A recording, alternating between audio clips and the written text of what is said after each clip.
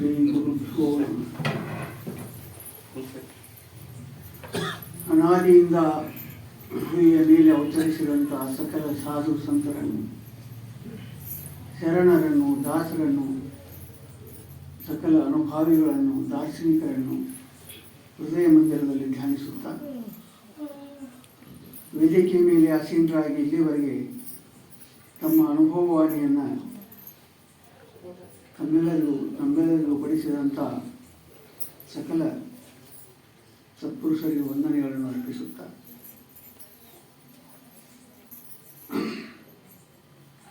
ನೆರೆದಂತಹ ಸಕಲ ಸದ್ಭಕ್ತರ ಹೃದಯಾಂತರಾಳದಿಗೂ ಪರಮಾತ್ಮನಿಗೂ ವಂದನೆಗಳನ್ನ ಮಾತು.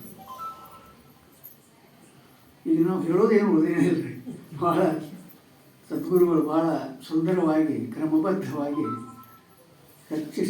ಶಿಷ್ಯನ ಲಕ್ಷಣಗಳನ್ನು ಬಹುತೇಕ ಎಲ್ಲ ಕವರ್ ಮಾಡಿದ್ರಿ. ಭಾಳ ಧನ್ಯವಾದ. ಭಾಳ ಸುಂದರವಾಗಿ ಪ್ರತಿಪಾದನೆ ಮಾಡಿದ್ದಾರೆ. ಮತ್ತು ಹೇಳಿಲ್ಲ, ನಿಜವಾದ ಶಿಷ್ಯ ಯಾರು ಅಂದರೆ ಪೂರ್ಣ ಗುರುವಿನಲ್ಲಿ ಶ್ರದ್ಧಾ ಭಕ್ತಿ ಅಳವಟ್ಟಿರಬೇಕು. ಯಾವುದೇ ಸಂಶಯವನ್ನು ಇಟ್ಟುಕೊಳ್ಳದೆ ಗುರುವಿನಲ್ಲಿ ಪರಿಪೂರ್ಣ ಶರಣಾಗತನಾಗಿರಬೇಕು. ಅವನೇ ನಿಜವಾದ ಸಚ್ಚಿಷ್ಯ. ಮತ್ತು ಅಪ್ಪುಗಳು ಇನ್ನೂ ಅದನ್ನು ಹೇಳಿದರು, ದೋಷಗಳ ನಿವಾರಣೆ ಆಗೇ ಇರ್ಬೇಕು. ಅವನಲ್ಲಿ ಮಲ ವಿಕ್ಷೇಪ ದೋಷಗಳ ಪೂರ್ಣ ಕಳ್ಕೊಂಡು ಬಂದಿರಬೇಕು. ಅವನಲ್ಲಿ ಕೇವಲ ಆವರಣ ದೋಷ ಒಂದು ಉಳಿದಿರ್ಬೇಕು. ಅದಕ್ಕೆ ಶ್ರವಣಕ್ಕೆ ಸಮಾಧಿ ಅಂತ ಹೇಳ್ತಾರೆ. ಕೇಳ್ತಾ ಸಮಾಧಿ ಹತ್ತುವಂತಹ ಶಿಷ್ಯರು ಯಾರು ಅಂದರೆ ಅವರು ನಿಜವಾದ ಮುಮುಕ್ಷರು, ನಿಜವಾದ ಯೋಗ್ಯ ಶಿಷ್ಯರು ಅಂತ ಹೇಳ್ತೇವೆ. ಮತ್ತು ಅದು ಶ್ರವಣಕ್ಕೆ ಸಮಾಧಿ ಹತ್ತಬೇಕಂದ್ರೆ ಮಲ ವಿಕ್ಷೇಪ ದೋಷಗಳ ನಿವಾರಣೆ ಆಗೇ ಇರಬೇಕು. ಕೇವಲ ಸ್ವಲ್ಪ ಉಳಿದಿರ್ಬೇಕಂತ ಆವರಣ ದೋಷ. ತನ್ನ ನಿಜವೇನು ತಾನಾರು, ತನ್ನ ನಿಜವೇನು, ತನ್ನ ಚೈತನ್ಯದ ಆತ್ಮ ಸ್ವರೂಪದ ಮೇಲೆ ಮಾಯಾ ಕವಚ, ಮಾಯಾವರಣ ಏನಿದೆ ಅದನ್ನು ಕಳಿಸಲಿಕ್ಕೆ ಅದು ಸದ್ಗುರು ಮಾತ್ರ ಅಲ್ಲಿ ಸಮರ್ಥನಾಗಿದ್ದಾನೆ. ಆದರೆ ಸದ್ಗುರು ಸಮರ್ಥನಾಗಿದ್ದಾನೆ, ಆದರೆ ಶಿಷ್ಯ ಅದನ್ನು ಸ್ವೀಕಾರ ಮಾಡಲಿಕ್ಕೆ ಸಮರ್ಥನಾಗಿರ್ಬೇಕಲ್ಲ. ಅದು ಎಷ್ಟೇ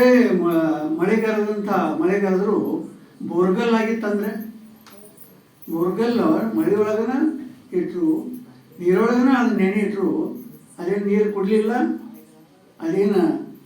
ಏನಪ್ಪ ಅಂದರೆ ಮಿತವಾಗಲಿಲ್ಲ, ತೇವಾಂಶಗಳನ್ನು ಪಡ್ಕೊಳ್ಳಿಲ್ಲ.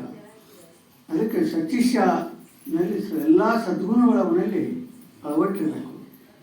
ಶ್ರದ್ಧಾಭಕ್ತಿ ಪ್ರಥಮವಾಗಿ ಗುರುಗಳಲ್ಲಿ ಪೂರ್ಣ ಶರಣಾಗತನಾಗುವಂತಹ ಸಾಮರ್ಥ್ಯವನ್ನಲ್ಲಿರಬೇಕು.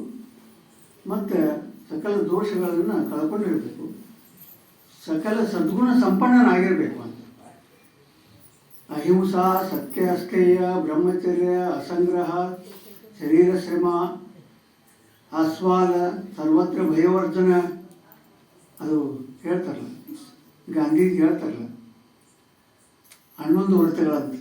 ಅಂದರೆ ಎಲ್ಲ ದೋಷಗಳನ್ನು ಕಳ್ಕೊಂಡ್ರೆ ನಿಜವಾಗಿ ಏನಾಗಿರ್ಬೇಕಂದ್ರೆ ಸಾಧನ ಚತುಷ್ಟಯ ಸಂಪನ್ನತ್ವವನ್ನು ಪಡ್ಕೊಂಡಂಥ ಶಿಷ್ಯನು ಮಾತ್ರ ಸತ್ಶಿಷ್ಯ ಅನಿಸ್ಕೊಳ್ಳಿಕ್ಕೆ ಸಾಧ್ಯ. ಅನೇಕ ದೃಷ್ಟಾಂತಗಳನ್ನು ಅವರು ಕೊಟ್ಟಾರೆ. ಮತ್ತು ಅನೇಕ ಶಿಷ್ಯರು ನಿಜವಾಗಿ ನಮಗೆ ಪ್ರಾಚೀನ ಭಾರತದೊಳಗೆ ಶಿಷ್ಯರ ಯೋಗ್ಯತೆಯನ್ನು ಅಳಿಬೇಕಂದ್ರೆ ಅದೇ ಹೇಳಿರಲ್ಲ. 12 ವರ್ಷ ಗುರುವಿನ ಸನ್ನಿಧಿಯೊಳಗೆ ಶಿಷ್ಯರು ಗುರುಪದೇಶವನ್ನು ಪಡ್ಕೊಳ್ಳಿಕ್ಕೆ ಹೋದಂತಹ ಶಿಷ್ಯರು ಮೊದಲ 1-2 ವರ್ಷ ಅವ್ರ ಹೆಸರು ಹಚ್ಕೊಳ್ತಿರ್ತಿಲ್ಲ. ಗುರುಗಳು ಏನು ಹೇಳ್ತಾರೆ, ಯಾವುದೇ ಒಂದು ಕೈ ಕೆಲಸವನ್ನು, ಶ್ರಮದ ಕೆಲಸವನ್ನು ಅದು ಮಾಡ್ತಾನೆ ಹೋಗ್ಬೇಕಾರೆ 1-2 ವರ್ಷ. ಮತ್ತು ಗುರು ಎಷ್ಟೋ ಸಿಟ್ಟಿಗೆದ್ರೂ ಅವ ಅದನ್ನು ಮನಸ್ಸಿಟ್ಕೊಳ್ಬಾರ್ದು, ಬೈದರೂ ಮನಸ್ಸಿಟ್ಕೊಳ್ಬಾರ್ದು. ಏನೆಲ್ಲ ಕಠಿಣ ಶಿಕ್ಷೆಯನ್ನು ಕೊಟ್ಟರು ಅದನ್ನು ಸಹನ ಮಾಡಿಕೊಳ್ಳುವಂಥ ಸಾಮರ್ಥ್ಯ ಇರಬೇಕು. ಹಿಂಗೆ ಪರೀಕ್ಷೆ ಮಾಡ್ತಿದ್ರು ಅಂತ ಪ್ರಾಚೀನ ಭಾರತದ ಅನೇಕ ದೃಷ್ಟಾಂತಗಳಲ್ಲಿ ಇದೇ ಬರ್ತದೆ. ಮತ್ತು ಹೇಳಿದ್ರು ನಮ್ಮ ಕನಕದಾಸರ ಉದಾಹರಣೆ ಬರ್ತದೆ ನೋಡ್ರಿ.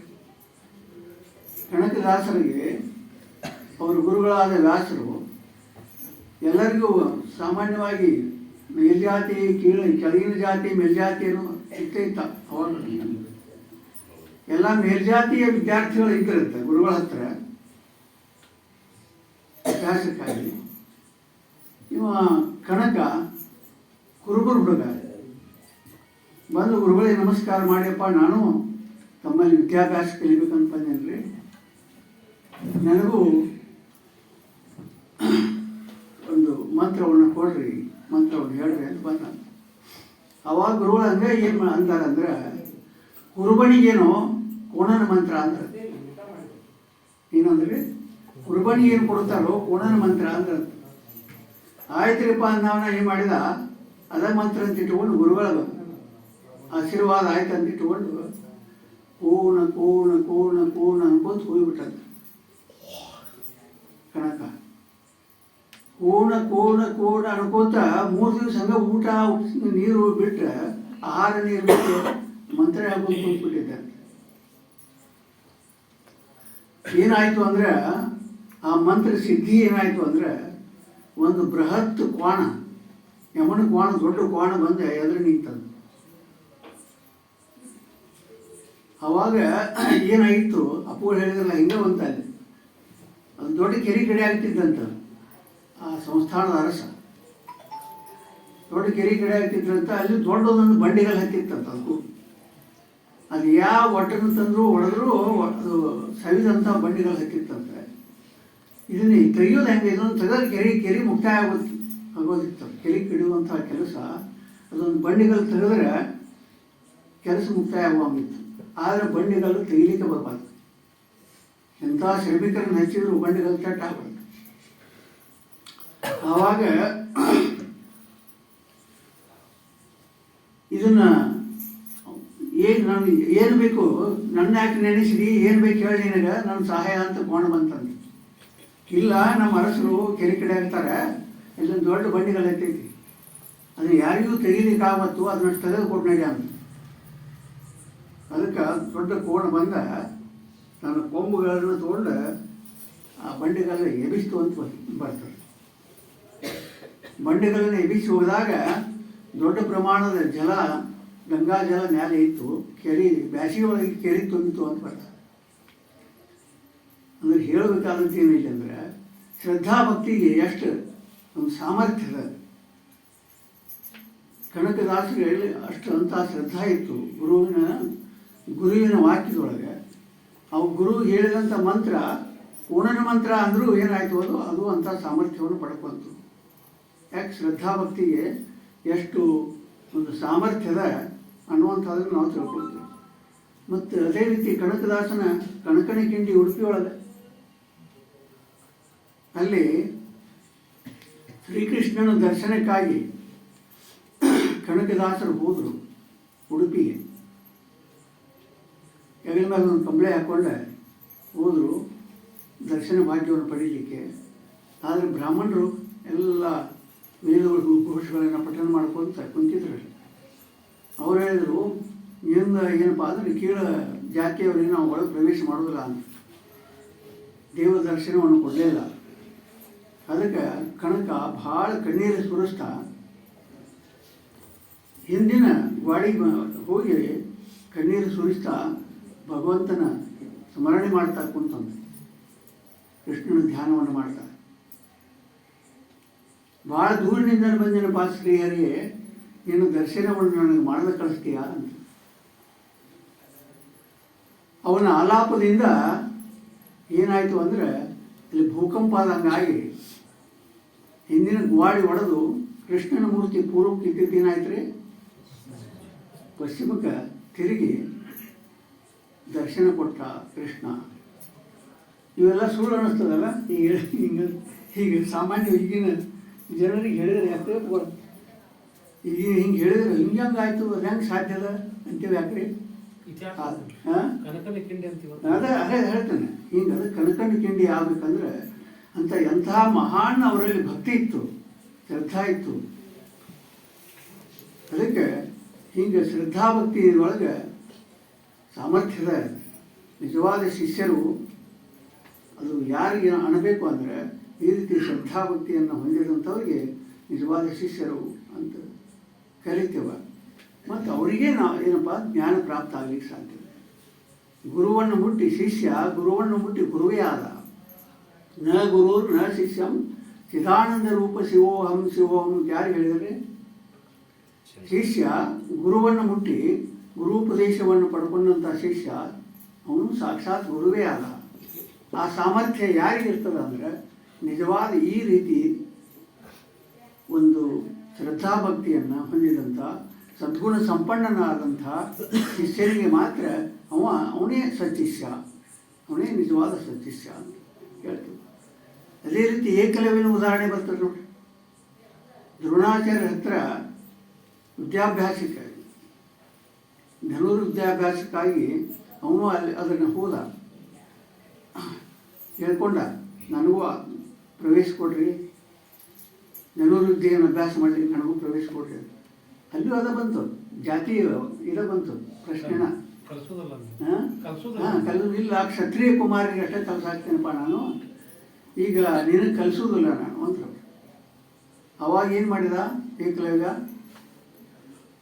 ಸಾಕ್ಷಾತ್ ದ್ರೋಣಾಚಾರ್ಯ ಮೂರ್ತಿಯನ್ನು ಅಲ್ಲಿ ಒಂದು ಸ್ಥಾಪನಾ ಮಾಡಿ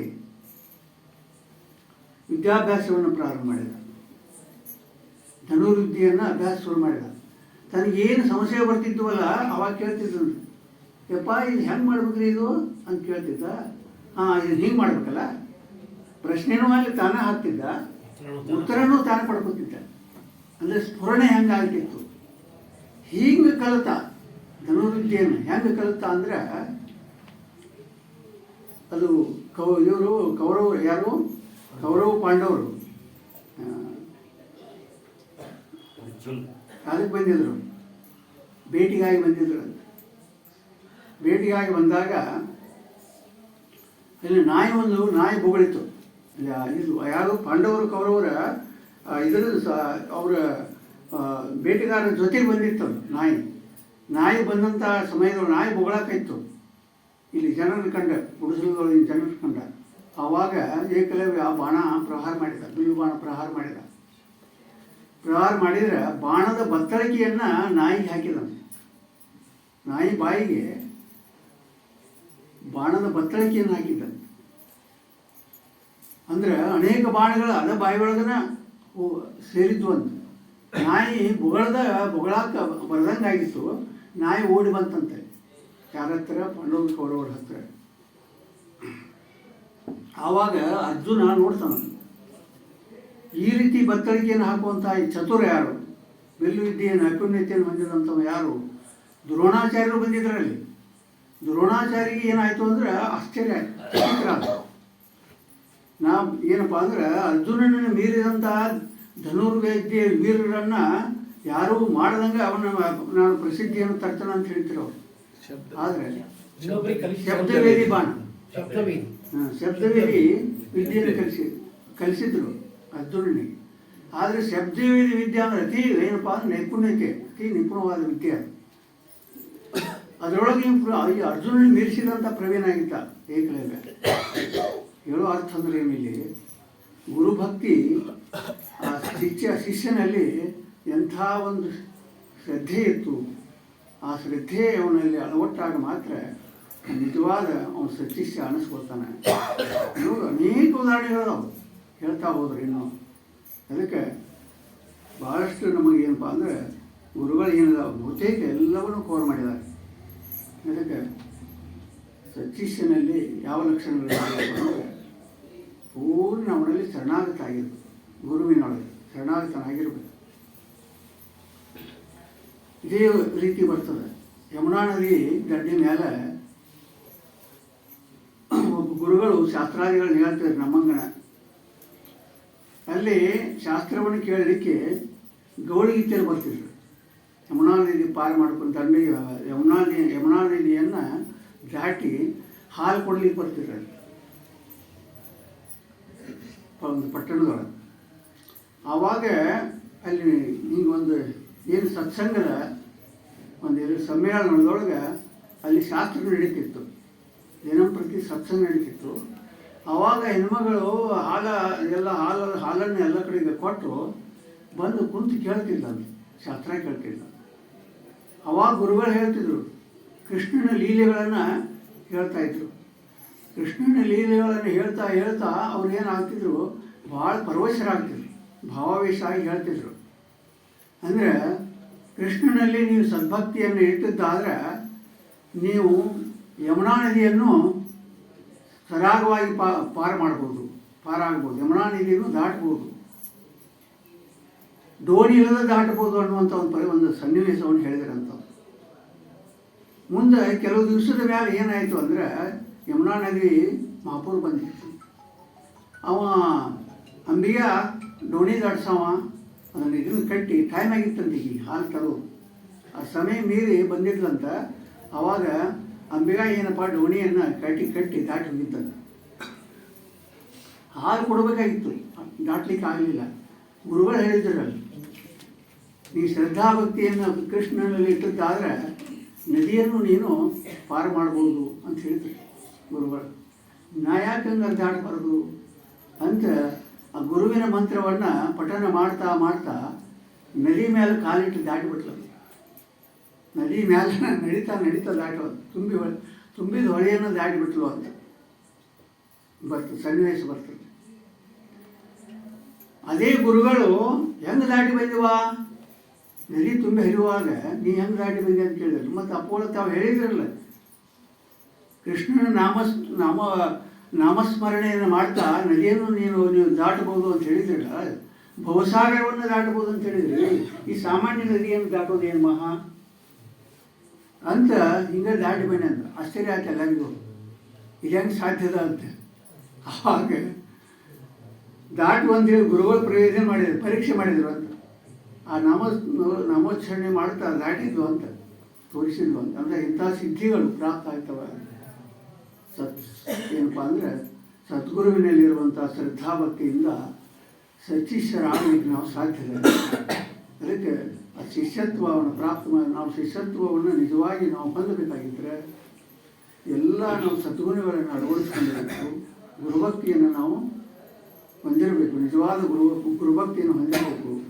ಆದರೆ ಇಂದು ಸಮಾಜದೊಳಗೆ ಏನದ ಅಂದರೆ ಬಹುತೇಕ ಸಂಶಯಗಳ ನಮ್ಮಲ್ಲಿ ಮನವೇ ನಂಬಿಕೆಗೆ ಸಾಂಬಣ ಒಲುಮೆಗೆ ನಂಬುಗೆಯೇ ಕಾರಣ. ನಂಬರು ನೆಚ್ಚರು ಬರಿದೆ ಕರೆಯುವರು, ನಂಬಲರಿಯರು ಲೋಕದ ಮನುಜರು.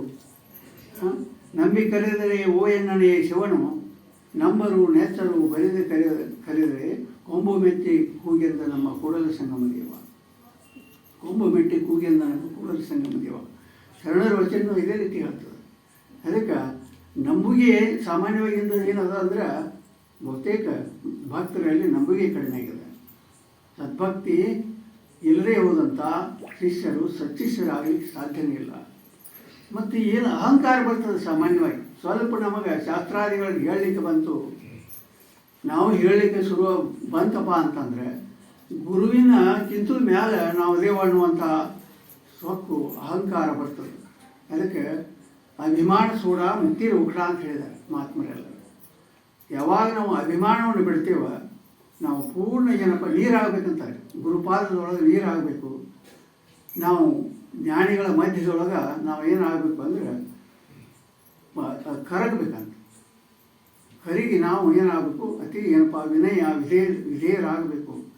ಅದಕ್ಕೆ ಬಸವಣ್ಣವ್ರು ಏನು ಹೇಳಿದರೆ, ನನಗಿಂತ ಕಿರಿಯರಿಲ್ಲ, ಶಿವಭಕ್ತರಿಗಿಂತ ಹಿರಿಯರಿಲ್ಲ. ಅಂದರೆ ಅವರಲ್ಲಿ ಎಷ್ಟು ಯಾವ ರೀತಿ ಒಂದು ವಿಧೇಯತೆ ಇತ್ತು. ಆ ವಿಧೇಯತೆ ಬಂದಾಗ ನಿಜವಾದ ಶಿಷ್ಯ ಗುರುವಿನ ಸಾಮರ್ಥ್ಯವನ್ನು ಹೊಂದುವಂಥ ಅವನಿಗೆ ಯೋಗ್ಯತೆ ಬರ್ತದೆ ಅನ್ನುವಂಥ ಮಾತನ್ನು ಹೇಳ್ತಾ, ಅದಕ್ಕೆ ಬಹುತೇಕ ಎಲ್ಲ ಕವರ್ ಮಾಡಿದ್ದಾರೆ. ಮತ್ತಿನ್ನು ಎಲ್ಲವನ್ನು ತಗೊಳ್ಳೋದು ಬೇಡ, ಸಮಯ ಆಗಿದೆ. ಅದಕ್ಕೆ ನನ್ನ 4 ವಾಕ್ಪುಷ್ಪಗಳನ್ನು ಗುರುಪಾದದಲ್ಲಿ ಸಮರ್ಪಿಸಿ ನನ್ನ ಮಾತುಗಳನ್ನು ಮುಗಿಸ್ತಾ ಇದ್ದೆ.